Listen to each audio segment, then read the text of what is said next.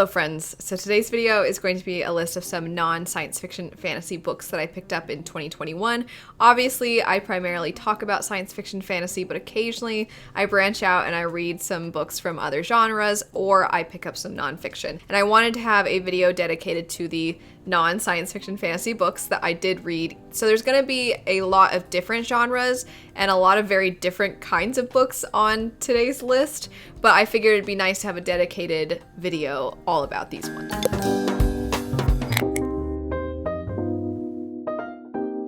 Kicking off the list, and one of the first books I read last year would be Atomic Habits. It seemed like a good book to pick up at the beginning of the year because the whole purpose of this is to find these small little changes you can make in your life, the small habits you can develop that will have really great impact later on. And while I definitely agreed with a lot of what was in the book, I think like a lot of self-help books, one, they have to try to make the information as accessible to as many people as possible, which of course then means that there's going to be specific instances where it's not always applicable to you based off of various different things, whether that be your circumstances or your mental health or things like that. And I don't fault the book for not literally taking into consideration every single different person's circumstances. I think that's just something that always comes with any kind of self-help book. But also, and I have no idea how to say this without sounding, I don't know, like I'm tooting my own horn or anything, but a lot of the information in the book was, I definitely agreed with a lot of it. It's just that I already knew a lot of these sorts of things. If you don't know, my major in college was music education. So to get to a professional level of playing an instrument, a lot of what is talked about in this book, you do have to implement these little things in your practicing and how often you practice and when you practice. And so there's so many things that I was familiar with. And on top of that, because my degree was music education, you then have to learn how to teach this to other people. And the most efficient means of using your time to get better at this skill. So a lot of the things in this, it's like taking information I already know, and then it's like, here's how you apply it to everyday life. And I was like, I mean, yeah. So I agreed with a lot of what was in the book. I just don't know how much it personally helped me. However, I have seen some other people pick it up and absolutely love a lot of the information that's in it. So I do highly recommend it if you're looking for something to find those small ways to make yourself a more efficient and accomplished version of yourself. Very different from that, we have Underground Railroad. This is a very, very heavy book, and it is not easy to read. We're following a character who is trying to run away from the South in America at a time where we had slavery. And it's written in a way where the Underground Railroad was actually an underground railroad, which is an interesting sort of, I think definitely a metaphorical thing. And the book is very much not shying away from the atrocities. The way it's written, I think, ties to the character because this character has almost been desensitized in some sense to just how awful everything is. And so the book has almost a clinical way of telling you about these atrocities. And I almost feel like it's a good thing because I don't want these awful things to be sensationalized. I don't want them to be written in a way that's shock value because I think that there's a lot of discomfort in general around that concept. However, it's a book that I mean, of course, I don't know too many people that can come away from it and be like, I really liked that. I really enjoyed it, because I don't really think that that's the point. So it's definitely a very important book. I think it's a very well-written book, but it's just not an enjoyable, easy story whatsoever. Also, a difficult read, but I think much easier to take in would be the book Parachutes. The reason I say it's much easier to take in is not that the main point of the book is not awful, because there are some pretty awful things that are touched on in the story. It's just that it's young adult, and I think the way that the author approached these things makes it so much easier to take in. So the setup is that we follow these two girls from very different backgrounds that are going to this prestigious school. One girl has the opportunity to go to the school despite being from a very poor background, while another character is going to this school. She's essentially not seen as good enough to go to the schools in her own country, but she's good enough to go to this school in America.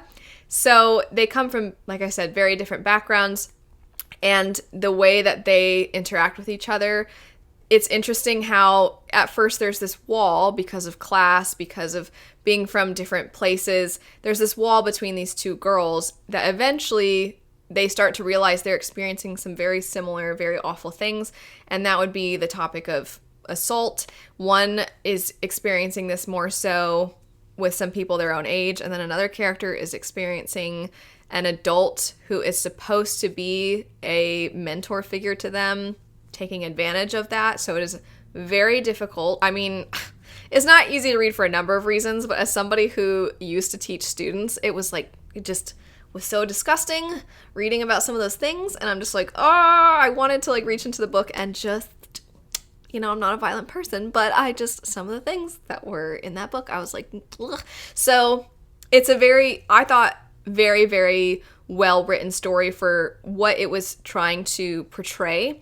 I think the author handled it with a lot of care, and I think that it is written where it feels very much like two high school girls who are just trying to go about their life and have these circumstances currently. It was, I thought, a very, very good book, and especially because this is something that it's something that happens tragically to young people, and so you want to be able to have these sorts of stories so that they can read about these experiences, but you want to do it in a way where sometimes you have books like Underground Railroad, which is obviously the target audience is older, and then Parachutes, the target audience is much younger, and I just feel like both of these authors wrote their stories in a way that I think was fitting for their target audiences. Next up, we have Born a Crime by Trevor Noah. I'd heard fantastic things about Trevor Noah's memoir, and I can completely understand all of the praise.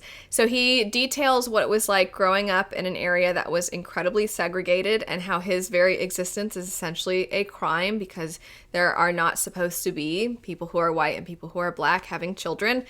And he talks about what his life was like growing up and what it was like to have mostly being raised by his black mother, and he doesn't have a bad relationship with his father. It's just his family's dynamic is very fascinating, and then the social issues that he faces growing up where he grew up, it's just one of those situations where, as is the case with a lot of memoirs, you start to kind of reflect on just how different it is from your own experiences, or what about their experiences you can connect with, and just in general I think creates a lot more empathy.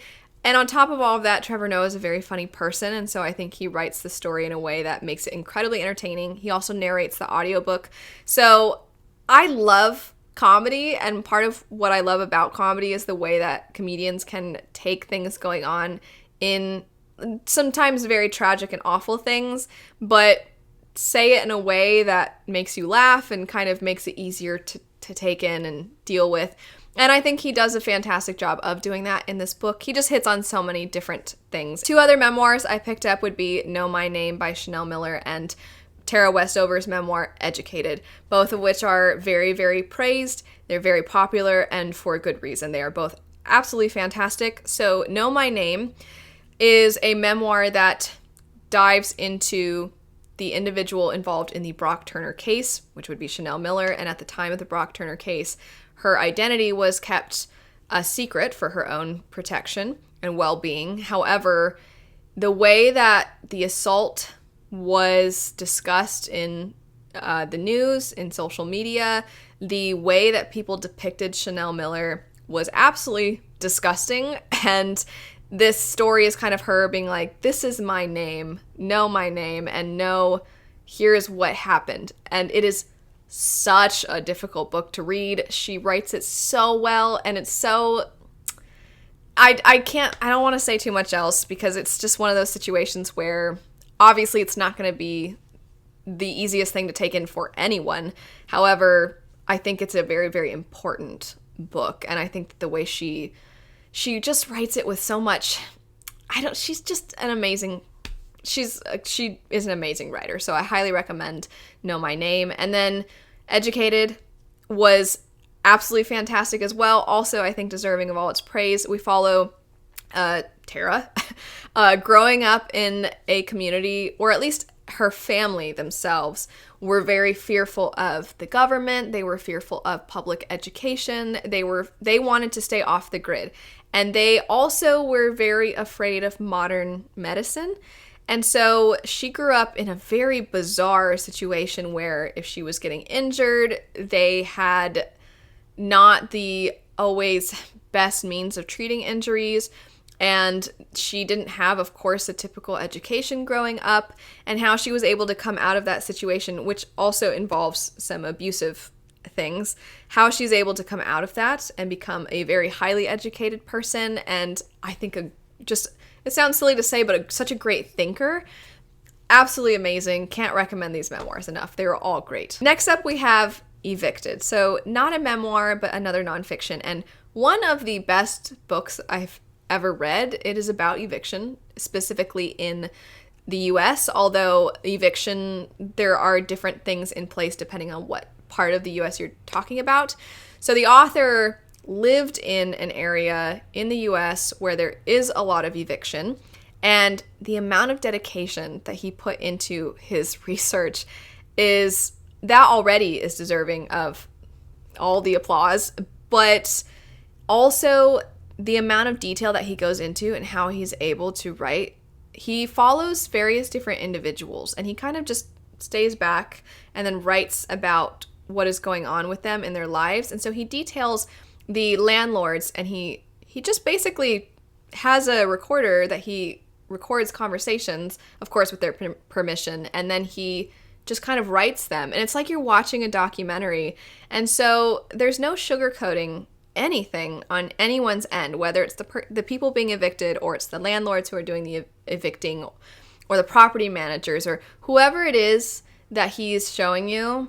That's just fact. That's just how those people are. And again, it's like watching a documentary, and it's terrible. There's so many things. It's a very, very eye-opening book. Once again, as I think a lot of nonfiction does, it gives you a lot of empathy, and it also just makes you so frustrated at how broken and inefficient so many things are.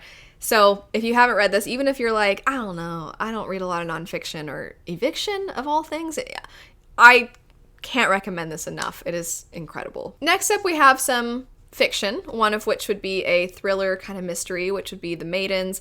This is a dark academia story that follows a woman who, after losing her loved one, she becomes sort of obsessed with her niece's, basically a murder that has been taking place where her niece goes to school. And she sort of, in an effort to ignore her own grief, pours herself into investigating this murder. And she has honestly probably no reason to get involved, but she does. And then everyone she's meeting seems like they could be a potential murderer, but the one person that she's almost sure is the one involved would be the Greek tragedy professor on the campus. And there's a group of girls known as the Maidens who are kind of like in a club, and they're sort of obsessed with this professor. And so our main character thinks that this professor is taking advantage of these girls and murdering them. For me, I don't read a ton of thrillers, but my mom more so likes these kinds of books, and I buddy read this with her. And so I'm absolutely biased because I had a fun experience reading this with my mom. We kind of had a little girls' trip vacation weekend and took turns reading the book, and then we're chatting about it and stuff. So I had a good time talking to her, and when we would be eating, we'd be like, I think it's this person, I think it's this person. So I had fun buddy reading it. I don't read a lot of thrillers, so I can't comment on the tropes used and if they're cliche at this point and things like that. But like I said, I ended up having a good time with this. And also, if you have more thriller recommendations, feel free to leave them, because maybe I can buddy read some more with my mom. Next, we have The Death of Viktor.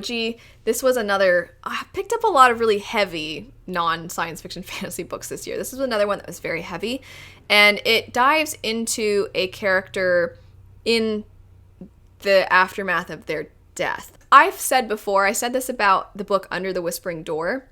There's some aspects of the story that have to do with things after death, and there's a couple of moments in the story where I have a hard time with those kinds of plot threads, And that definitely was part of it for me. And while I appreciated the way in which the author is telling the story, I actually wish we could have just had Vivek Oji tell their own story.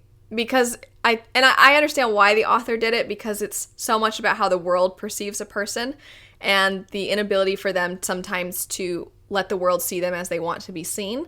But at the same time, I'm like, but I want to know more about you and what's going on in your mind and how you feel about things, and you don't quite get that. Next up, we have The Color of Law. This talks about zoning laws in America and segregation. Unlike Evicted, I don't think that this reads like a documentary. This is like, here's one fact after the next, after the next, after the next, after the next, to show that the U.S. definitely played a pretty big role in segregating communities. This is not a surprise. We know this. But then when you look at modern society and you wonder why it still feels segregated in some areas or a lot of areas, this book kind of answers that. And it answers why certain areas are set up and the infrastructure and the housing in certain areas is just not as good as it is in other places. And it's kind of a rage-inducing book, because the second it would seem like there's progress being made, people are like, I've figured out a sneaky way to be terrible. Basically, it's very frustrating. Next up, we have Firekeeper's Daughter. This follows a girl who she is kind of has one foot in one world and one foot in the other. And by that, I mean that she is part Native American, but due to some situations involving her parents, she doesn't feel like she can fully be within the Native American community. And then we see a lot of Native American culture. And somebody that she cares very much about at one point in the story is killed. And it turns out that there is this ongoing investigation happening involving a lot of deaths and drugs that have been going on around and in the reservation. So our main character is asked to basically be an informant. And there's so much that the author dives into. There's so many layers to this dynamic between this girl and her culture, her roots, and also the individuals who are doing the investigation. I really appreciated so much about this. I do think that I would have preferred it to be adult, understandably, because I'm not in that age range. I wasn't the target audience necessarily for this book, but I still thought it did so many things well, and I definitely want to read more books like this, and I want more books like this to exist. A lot of the books that were not science fiction fantasy were pretty darn heavy. These last two, not heavy at all. And that would be Sweet Hand and Get a Life, Chloe Brown. These were both romance books, and I have never really read romance, and it was very fun. Get a Life, Chloe Brown I thought the writing style was very, very charming. So I enjoyed that quite a bit. I appreciated the way that the author, I thought I was just going to read a story that was, because I don't read a lot of romance, I was thinking it was going to be all about the romance. But we actually get into kind of the trauma that the characters are trying to get through. And I just found the characters to be quite entertaining. And I was rooting for them. And there's always, in romance stories, there's that part where they have to get mad at each other so then the ending can happen and then things get resolved, or do they? And so I thought that the inevitable we have to get mad at each other part didn't last too long, so it didn't annoy me. And I gotta admit, I know that the whole thing with romance is to get the super, super steamy stuff, but I was like, oh, these characters are... they're so broken. I want them to, and you see the way the author taps into therapy and mental health, and I was excited to dive into the characters themselves, and then I'm like, okay, they're smooching now, but let's go back to them having like, I don't know, just like great character moments. And then Sweet Hand was basically watching a chick flick. We follow a character who is a baker, and she's a very, very successful one, so she's actually very well known. And she hates this one guy who is, it turns out, a part of the wedding party for her sister. And they're tasked with kind of scheduling a bunch of stuff for the wedding. And so they have to work together. And so it's, enemies to lovers. And it was cute. It was cute. It also made me want to eat a lot of yummy food because she's the baker and she's baking all the time. So they were like the cute, nice, happy things to read after all of those other things.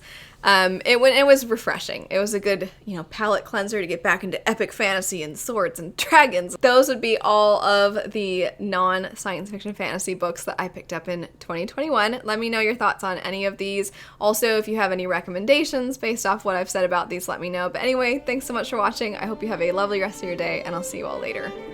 Bye.